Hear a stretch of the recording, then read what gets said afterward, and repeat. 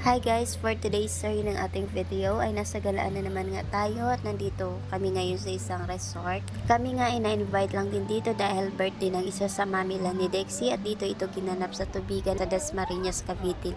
At talaga namang napakaganda ng resort na to. Sobrang lawak, ang ganda ng view, ang daming slide, ang daming pool. Hindi nga lang mga bata yung mag-i-enjoy dito, kahit nga matatanda ay mag-i-enjoy din talaga. At sinimula na nga agad ni Dexing mag-slide dahil kanina pa yung kating-kati simula pagpasok pa lang namin, nakita niya yung pool, gusto na agad lumangoy. And here we go, the highlight part of our video is the lechon.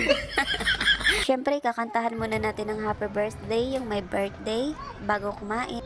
At pagkatapos nga nating lumamon, ay gumayak na kami pababa dahil may nakita akong pool area doon na swak sa bata. Pero kailangan pa rin syempre bantayan dahil may part doon na palali, which is delikado pa rin talaga. Kaya wag tayong magtitiwala sa tuwing may lakad tayo, mga swimming, dapat bantayan natin yung mga anak natin. Napaka kids friendly nga din ng resort na to dahil nga yung mga bata na entertain din talaga sila sa mga karakter na yan na nakapang display. Yung pool area din nila is napakababaw lang, hindi ka na mapapagod kakahawak ng anak nyo. At meron din namang malalim part na para sa mga matatanda syempre.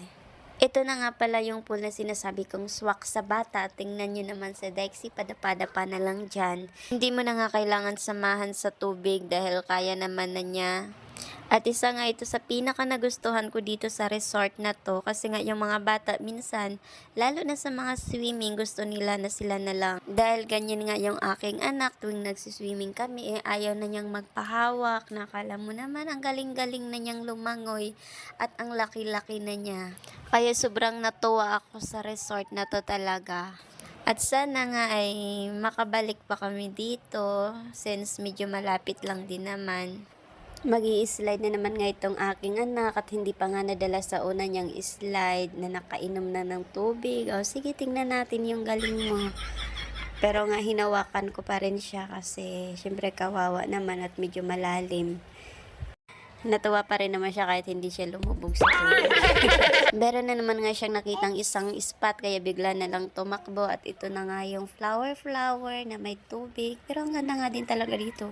Gusto ko nga din itry kaso bawal akong maligo. Kaya taga-bantay, taga-video, taga-picture na lamang ang aking role dito. Nakakapagod maging taga-bantay. Nakakapagod din naman talaga kasi the whole time na may energy pa yung anak mo, ay naku, walang tigil din yung kakasunod-sunod mo. Only taga-bantay ka na relate. At meron pa nga pala sila ditong pa-bubbles at hindi ko nga lang ito nakita talaga personally kasi nakaidlip ako. Buti na nga lang at dinala siya dito ng papa niya na experience niya ito. At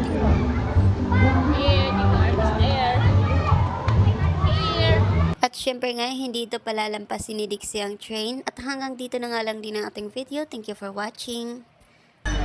Dexy!